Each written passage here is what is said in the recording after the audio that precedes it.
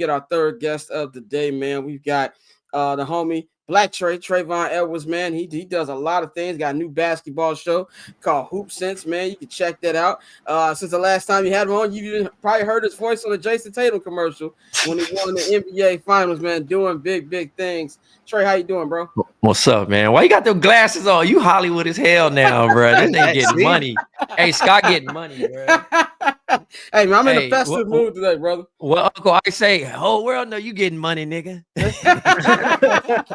Well, what money, man? Say I ain't getting no money, man. I ain't getting no money. But yeah, man. How you feeling, bro? I'm chilling, bro. What's good with you? Ain't much, man. Out here watching my dog. Sorry if I keep looking back, man. It's all good. Been doing a lot. Usually my dog makes a cameo with the loud noises he makes from barking at the mailman. Like they got like some type of beef. Like he can smell that nigga down the block. But yeah, man. Let's talk about the new show you got, man. Hoop Sense. You're doing more on screen content, man. Tell us about that. Yeah, man. So I got a show off Count the Dings, my network, with my co-founders. I just wanted to go in studio. Been doing podcasts for a long time and wanted to like try something different. Obviously, I feel like Roddy Ricch, man. The pandemic kind of killed my momentum. I had a good thing going. We were selling our live shows. We was, being the podcast kings that we were. And then everybody just kind of leapfrogged us. So we had to, hit a timeout and call a new play. And the new play was pretty much, to go in studio and do our thing that way. So we also got Pack Your Knives that's in studio as well. We launched that episode like a week and a half ago, maybe 10 days. But Mike Zakarian, I low-key kind of reached out looking for potential co-hosts. And I got spammed by his whole community. And he'd been doing his thing for a minute.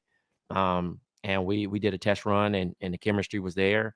And sometimes you just got to get a white person, you know what I mean, for people to tap in. So, it worked out. But nah, just all jokes. Mike is great. And it's been cool, man. It's been super receptive. It's kind of weird because, you've been doing this thing and everybody else has been doing their thing on podcasts and we're killing it. But sometimes it's something about those vertical videos that make people pay attention a little bit more and some captions. Yeah, exactly. And Dante, who we kicking off to get our white guy? We kicking Bang out? I think we're gonna kick Bang out because Bang didn't show up to work today, so we can't kick him out. Bang is a good plug himself. We want to just slide somebody. You gotta get a rotation. We kicking Mikey out.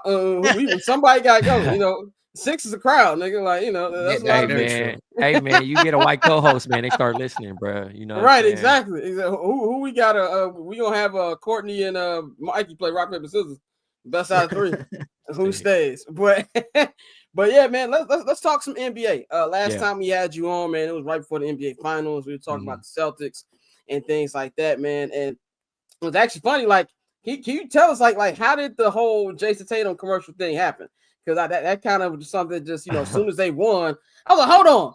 That voice sounds familiar. Like I know this guy. I mean, it's crazy. When we were on, we were bashing the Celtics the last time I came on your show. We definitely were. So it was like it was crazy. But I work at an advertising agency, White and Kennedy, and we got tons of creatives. That's not my role anymore to write commercials and things like that anymore. But I was in town, and they were looking for voice actors.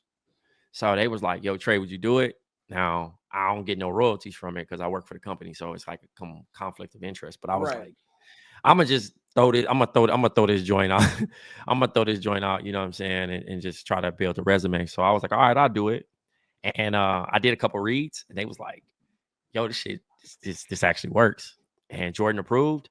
I did another one though. I was going hard, and Jason Tatum was like, nah. He was like, nah. And actually, when it went live, it aired, right? Yeah. I posted the version that I wasn't supposed to post. So the actual version that, I was like, yo, your son, I'm going hard. Like, your son better than you. Like, you know what I mean? Like, I'm just going crazy. And they was like, no, take that down. So I ended up taking it down or whatever. But shout outs to the Jordan brand. Shout outs to Jason Tatum. I'm glad that he was able to get one. I want to say he need to thank me and Scott. You know what I'm saying? Yeah. We motivated that boy. motivated. Exactly. But yeah, like a line, man. I was arguing today about how Jason Tatum doesn't get the right MVP love that he deserves. I seen something like Jokic is on top, man. Not to say like I'm getting complacent with Jokic, but that team is not number one in the West. Yeah. The team is not the best team in the league, and we shouldn't penalize great players because they have good teams or they're surrounded by other people. You know what I mean? You still got to score in these things. And Jason Tatum averaging 28.5 and being number 5 on the MVP ladder just because he doesn't play fourth quarter sometimes, or he's not consistently trying to score 50. Right. That's not how this works. We reward winners in this league. And we kind of lost that once we started to, kind of play into those things of like giving the Russell Westbrook triple-double season, which was amazing. You know what I mean? And Jokic is averaging a triple-double right now, if I stand corrected, but they're just not winning games. So yeah, they out here fighting for their life against the Portland Trailblazers. Yeah. But I'm gonna tell you what I told Waz. I'm like, man, I need to get on TV too. I caught Waz in the middle of the Black Quarterback documentary. I was like, hold on, I know this guy. You know what I'm saying? So yeah, somebody get me on TV, man. I'm here. Get Top on the phone. Yeah, get Top on the phone, man. Yeah. But let's talk about the new NBA All-Star format, man. I want to get your opinion on this. My personal opinion on NBA All-Star is it's not the game that to me is the issue. It's the effort that's the issue here, man. So you got there's going to be honorary general managers. So, it's going to be Charles Barkley, Shaq, Kenny, Candace Parker. The 24 selections of the All-Star will be divided into 8-player team. And it's also going to include the Rising Stars champions. And it's basically going to be a tournament, between the teams. And the winner, basically first team to surpass 40 points, all that. You can see it up there. To me, I don't think it's really going to change much, because it's not going to change the attitude of the players or wanting to give more energy. And I'm not somebody who's super nostalgic to the point where I'm going to be like, oh, every All-Star game was competitive front to back. No, but I always got the fourth quarter. Like, I at least always got the fourth quarter of both teams carrying and bringing that energy. We heard LeBron's opinion this week. He said the same thing. Like, I don't really think that's going to change much. KD said he hates it. What's your opinion on a format? And do you think that just the All-Star game in general was lost? Selfishly, I don't want to let it go. And I also don't want to bash it publicly so that we do lose it and it becomes a Pro Bowl. But I will say, technically, this quote-unquote All-Star showcase is bad. It's not great. It's more of a high susceptible situation for players to get hurt. And this thing, fans have also lost the plot of, hey, this is all for fun, whether you competitive or not. And like last year, all the 3-point shot attempts made it boring, but no one got hurt. And that's the main goal. Guys are even considering like not being all-stars so they can get the 5 days off. You get what I'm saying? Like, it's to that point now. But I think, and I had this conversation with Bomani this past week about thinking about incentivizing defensive players, incentivizing, like, literally showing, instead of the skybox up at the top, not the skybox, but the Jumbotron, have cash visible. Like, like a clear piggy bank or something. Oh, you mean like kind of like Money in the Bank from WWE? Yeah, right. So just have it, like, whatever the stake is, and players like money. You know what I mean? Like, that's the same reason why players are getting up and playing for a trophy, the Emirates Cup, that doesn't affect their record. You know what I mean? $500K is $500K. Mm-hmm. So I think if they got that purse up to like $1 million, not even 750. Or we incentivize the best defensive player, or incentivize the player of the game, like to a point where it's really worth their while, they're going to play hard because they want that bread. You know what I'm saying? Like, that's the thing. It's sad, but like, money moves everything. I mean, I was working with the McDonald's All-American guys, and I remember Derek Whitehead in them year, Keontae George, etc. And like, these kids are nice. Like, they're in the NBA now, but like, I had to basically say, hey, who's going at who? And they was like, and I'm like, dang, like, I would be like, he number one? Okay, I'm taking his head off. It was not that vibe at all. It was like, we all getting paid. We all here. I really don't even want to be here. That's the vibe. And I think that's just kind of the too coolness, and not like, there's no like specific pride added to All-Star anymore. You get what I'm saying? I feel that's also kind of probably like, I watched Starting Five on Netflix. Mm-hmm. When I went to London in October, that was a long ass flight to London, and I just went through the whole season. And I'm like, a lot of these players don't have personalities. You know what I'm saying? Like, where it might carry on to the court. Like LeBron and Jimmy were like the only ones on there who had like personality. and Anthony Edwards too. But like some of the other, and I think that's a big problem with, we're just here, we're brands, we're having a good time. We've been hooping with these guys since AAU. You don't really care about, going at them. And I think that's been a generation gap between the last era. Mm-hmm. Yeah, I mean, again, also, we just got to let go of the past. Yeah. You know what I'm saying? Like everything, sneakers, clothes, all that, like create new memories or allow this generation to create the new memories. It's back in my day and whining, like our time is past, dog. We're screaming at the, on the helipad trying to be heard. The old man yelling at the take that shit offline, bro. Go to your group chat and complain. Cause like we ain't moving the needle anyway. We just sound bitter, you know what I'm saying? And like this is the product that we got. So we got to find a silver lining in it. And it's like I said, there's people are like, oh, like there's not enough stars playing. No, there were stars. Shai Gilgeous, Dame, Giannis, Trey Young was in that joint, you know what I'm saying? Like they're there, but we're just hung up on narratives. And like if the narrative ain't juicy enough for you to care about, or even same thing of like I for one, and I can't speak on y'all upbringing, but I grew up poor, bro. So the fact that tickets are as low as $29 for me to get in the building, oh my God, that is a great thing if you get to see a professional game. And it's almost like, when did we start teasing because something is cheap? Yeah, like that kind of goes back, like you said, being in school, people make fun of you for things. Like before I started covering the Bears, I've maybe been to Soldier Field one time. Like I can't afford a Bear game. Yeah, $400 just to get outside Soldier Field. Like I didn't go to my first NBA game till my homie made it to the NBA. Marcus Williams made it he got drafted by the Nets, and I started going to games. And he was like, "Oh, I'm gonna put you on a family pass." He put me on a family pass. I was going game every time. I'm like, oh, it got to the point where I'm like, I'm knowing the players. It's different.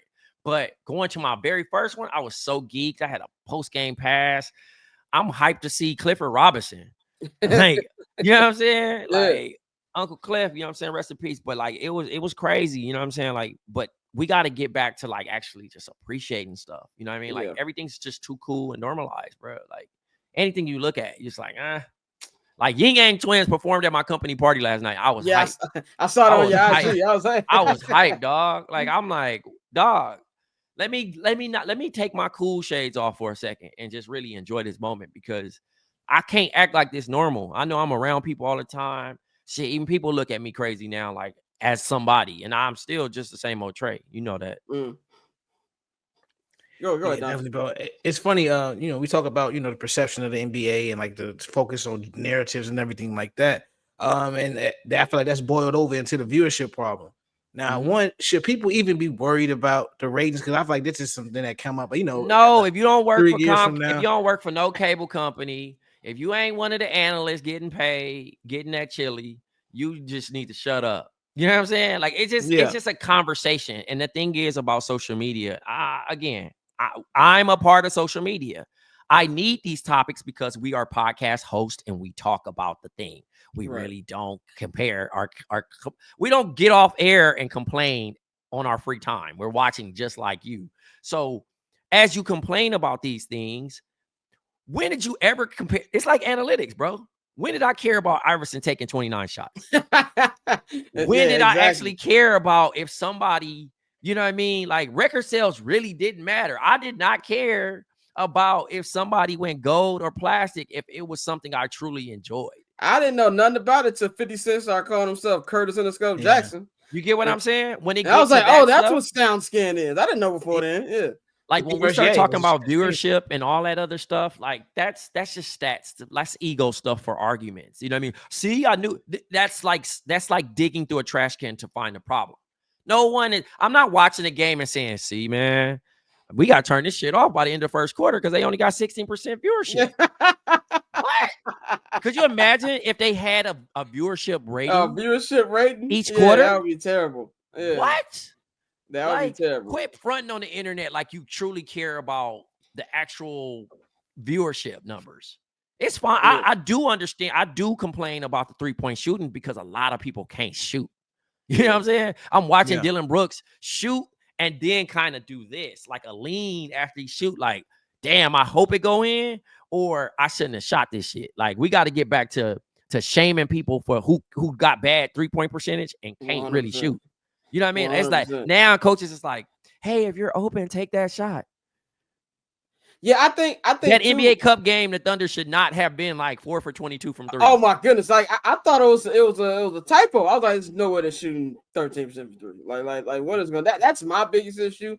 I think with the viewership, I'm with you. Like when it comes to viewership numbers, when it comes to record sales, as long as I like what I'm watching, it's not a problem. But I do kind of feel like the interest level with the NBA. I don't know if it's just the Twitter bubble and things like that, but you know when you see just the 1%, bro. It's the 1%. About this, to me, this is why I think just the way people watching it though, because I know people who are younger than me and they won't even watch the House of Highlights highlight. They're watching like the short format, like we just talked about. And not that maybe the NBA is ahead of the curve with the way sports is going to be covered. It's just interesting when you see the NFL numbers rising. Even somebody like Major League Baseball is, as much as people don't really care about them, even their numbers kind of jumped this season. So that's to me where it's like when you talk about like a business conversation, the average fan don't care about that. But to me, do you think that there's anything do you think forget the numbers, do you think the interest in the NBA is low? I just think fans don't respect basketball. And what I mean by that, they don't respect the craft of it. It's become so simplified. Me and Evan Turner just had a conversation on Monday about how shout out Chicago legend Evan Turner. He could retire and still get sent to the end of the bench despite him playing in the league. You get what I'm saying? When somebody who probably was like an ex-teacher, right, an ex-cop, could become an assistant coach or a referee or whatever it is. Like the NBA is really truly the place where you can live out your dreams. You can't do that shit in the NFL. You can't do it in the MLB. You can't do it in the NHL. You know what I'm saying? Like there is even when you look at the game shows, right? When you do the NFL red zones and all them joints where there is no, I didn't play. You look at those resumes, those dudes are literally studying game film.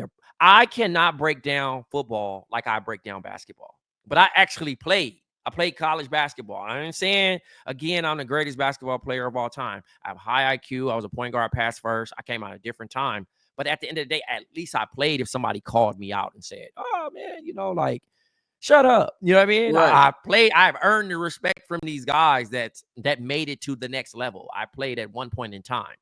But then you go in here, and again, I'm not saying, hey, if you didn't play college basketball or high school basketball, you shouldn't cover the game. But it's just the fans look at it as, hey, I can nitpick a person's game because the analysts do it the same way. And they can't do the things that the athletes can do. They're great at writing. They're great at doing this thing that we're doing, but they can't do the thing. You get what I'm saying? So it's harder to like digest in a thing of like seeing basketball as a complex sport. If you were in an NBA game and don't know schemes, basketball has about 5 plays, and this is an ego thing for coaches, right? They say, okay, you're going to slip. We're going to do this. You're going to screen here. But it's all the same play. They just have different actions, different variations, yeah. But as you get into the NBA, there are different ways how you have to be, like, you know what I'm saying? Like the game, but we've made the game to a point where everybody 1 through 5 shoots threes. I like Wemby, but I don't like Wemby shooting 8 threes. I think it's cool. I think it's cool that he can do a step back, but like, I'd rather you just dominate and get 50 and down low. You know what I'm saying? Like, because that is your, you know what I mean? Like we all got them people where you play against on Madden and you say, hey, you can't beat me on the long ball though. All you do is run. All you do is run. You know what I'm saying? You ain't gonna throw the ball. And then you throw it and you pick it and you like, stupid. You know what I'm saying? That's how it is for a big taking a 3 now. Because like now Giannis, like Giannis done paid attention so much into like, oh, he ain't got no bag, that he's actually trying to prove that he has a bag, and it's went away from his success of actually dominating. He's the second coming of Shaq, bruh, the most dominant player of this era, and fans have talked him out of using his strength. Yeah. And stop listening to the people. Stop listening. And one of my favorite things that Rex Ryan has said, former Jets coach Rex Ryan, you listen too much to the fans, you can be sitting right up there with them. Yeah. And that's 100% with it, man. I want to make a pivot real quick, man. I want to talk a little hip hop as we wind down the year. It really feels like, you know, this ain't feel like it has been Kendrick's year. This has been Kendrick's year. The last time we talked to you, I think not like us, probably like a couple weeks old at the time. And now, you know, album out, tour been announced. SZA just dropped another collaboration with her and Kendrick that I really like, and and I was already sure she's gonna be on Super Bowl stage. I'm like very convinced of that now. But just, you know, what do you think about this year that Kendrick has had? For me, I put it up there with some of the great hip hop single years. Like, you know, you think about Snoop's first year. You know, you think about 50 in 2003, DMX in 98, Wayne in 07, 08, those type of years. Where would you rank it? And just what have you seen? You know, somebody being from Compton, you know, this has got to be very, very prideful for y'all. Like, y'all really got to feel like the city's on top right now. I don't even filter it out to Compton. I filter it out to the West. Like, I think the West is just, there's so many talented people. Like, I mean, that I can just shout out and just say that they're doing a thing. But like, Kendrick run has been great. You know what I'm saying? Like, I don't want to get annoying with it because I understand people. It's almost unbearable. And I like, again, I still listen to Drake and all that other stuff. Like, I'm a fan of music first. You know what I'm saying? But I'm also a fan of competition, and rap has competition in it. And I thought that Kenny had such an amazing year to allow him to be quote unquote rapper of the year, if that was ever a thing. You get what I'm saying? But he's just showing a craft, and that where he's at, he's truly in his prime of his career where he can kind of like do no wrong. He just had like a random ass one-off on SZA's deluxe album, and I just don't think he can miss at this particular moment. He has the people. You know what I'm saying? A lot of people don't know about Queen of the Damned, but Vampire Lestat, having people under mind control. That's Kendrick right now, bro. Like, and it's only going to go crazy because, you know, when you do, I'm sorry, this is my advertising hat. When you do Super Bowl, your streams go up 400%. Yep. So you don't think when he does these 15-second snippets of whatever it is, he not going to be out of here on streaming records? Like, and he already out of there right now. You know what I'm saying? Like, to that point. So, amazing year for Compton, amazing year for Kendrick Lamar, Kenny Duckworth, you know what I'm saying? But, you know, overall, shouts to Jarrell too, man. I got to shout out my man Jarrell. Jarrell don't get enough love, man. Jarrell is the reason why all those features on GNX. He is the true ear to the street. And the unsung hero behind PG Lang and Kenny's success. He does a lot of unstated things. He is the who is it? The Alex Caruso of PG Lang. He's the AC of PG Lang. Yeah.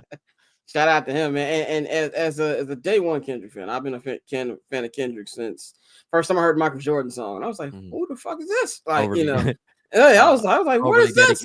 Overly dedicated. I've been a fan since, and it just, as somebody who these last 2-3 years, there's been a lot of stupid takes. Crazy thing about it, Schoolboy still wasn't rapping yet. Yeah, right, exactly. He was the hype man. That's crazy, right? He was the hype man at the time. And fun fact, you live in LA now. Schoolboy was a wide receiver at Los Angeles Southwest College. I heard about that stuff. When him and Ali, right? When Ali over there, yeah. And you know, the thing too with Dot, the last couple years been a lot of bad takes, and this has just been an amazing year for me for even shutting some of the stupid takes. Even though it don't change how I listen to his music, but I hated he can't make a hit record. You know, women don't listen to Kendrick. All that stupid stuff kind of feels like it's been shut down this year. But just I love executed. You know, you brought up the advertising. I just love when a plan is executed perfectly. You know, the more I hear about how stuff was made to squabble up, some people in the squabble up video didn't even know they were in the video, and just all that. It's just shout out to Calmatic. I've been a fan here since the videos he had with Overdose back in the day. I was a huge Overdose fan when I was in college. And just seeing the way it's laid out has just been perfect. And I can't wait to go to the tour. You know, I'm trying to go to both spots. I'm trying to see him in Chicago and LA. We'll see if I'm going to Toronto. If you want to, yeah, I want to go to Toronto too. I want to go to Toronto dressed like Kurt Angle to see that. But that's gonna be a big one. But do you have any expectations for what you think, you know, he could possibly do in the Super Bowl because he is a excellent performer. I think he's just gonna perform at a high level, man. He takes the art and the craft so serious. You know what I mean? I think he's gonna pay a lot of homage, and I think he's going to really show how much of a superstar he is. You get what I'm saying? Like, we had Eazy-E, we've had Game, we've had so many talented artists come out of, you know, LA and Compton in that area, but we've never had a superstar. You know, Snoop's from Long Beach. Again, a lot of people treat Long Beach like it's LA. It is Long Beach. It is Long Beach. It's a different world. Long Beach. You know what I'm saying? So the fact that Snoop is the most recognizable face in hip hop from Long Beach is crazy. You know what I mean? But for Kendrick to do what he does, one of our biggest superstars. He's kind of like, honestly, you know what I mean? Again, he ain't won no championships, but he's like James Harden, bro, for us. Because James Harden's from Eastside Compton, and James Harden, like, is one of the most decorated players we've ever had come out of our city outside of Tayshaun Prince and Paul Pierce. You know what I'm saying? Like, Paul Pierce from Inglewood, but like, you know what I mean? Like, think about all the players. Shouts to Quick. Yes. Shout out to Quick. That's my GOAT, by the way. Shouts to you, Derek. Yeah, Quick is one. Yeah, he's done my Mount Rushmore for West artists for me. But yeah, man, like, shouts to Kenny, man. He gonna kill it. He gonna do his thing. I'm curious to like what Dave Free has up under his, you know, in his portfolio for him to go off, and I'm sure they're gonna have another bigger marketing thing. And then also stay on the lookout for Baby Keem. He in the studio coming soon. Shout out Baby King. One last thing, man, before we get you about here, man. It is the end of the year. I want to talk about grievances. Like I've always said, not a lot of black people watch Seinfeld, but I did, and I love the grievances episode where, you know, everybody would talk about what they hated from the year. So, is there anything you have problems with? It ain't got to be sports. It could be something random, like I don't like how people be driving on this side of the street or something like that. Is there anything from 2024 that you had a problem with? You said from 2024? Yeah. I don't know, man. I think, man, I just think that we've been complaining way too much. Everybody been complaining too much, bro. Including me. You know what I'm saying? Like, including me, bro. I just think, like, we just need to pack this shit up, get ready for 25, bro, but more focus on what we got. You know what I'm saying? Like, I think focus on what's in front and how do you make it better. And if you can't make it better, shut the fuck up. Exactly. Yeah, that's a good point. I do complain a lot too. I think like the average everyday thing annoys me. No, but you cover a sport, so it's different. Yeah. You know what I mean? Like, your job is to critique. You know what I'm saying? But as a consumer, shut the fuck up. TV, music, you know, because that shit's hard to do, bro. Clothes, it's easy to say, that's trash. And I'm not saying don't say it's trash. Cool, rightfully so, because that might motivate somebody to get better. But we be discrediting some good shit, man. And it's getting lame. It's getting lame. Like, it's getting some point. Like, you know what I'm saying? We the unks as is. 100% we the unks. No, it's like a lot of people have become the niggas that we hated when we were shorties. Like, that's really what it is now. Like, the same people that we was like, damn, bro, we sitting here just trying to figure out what we want to do. And there was always somebody shitting on us. And now when you look back, you take a step back, a lot of people are becoming that same person that we hated when we was growing up. And that shit is crazy. Nice facts. 100%, man. But Trey, man, always good to holler at you, brother. Anything you want to plug before we get you up out of here? Yeah, man. I want to plug Hoop Sense on Count the Dings Network on YouTube. Catch us. We got 3 episodes live.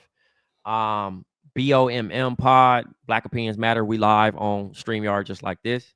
So you can catch us on Sundays at 1 p.m. Eastern. And then I'm going crazy right now on Threads.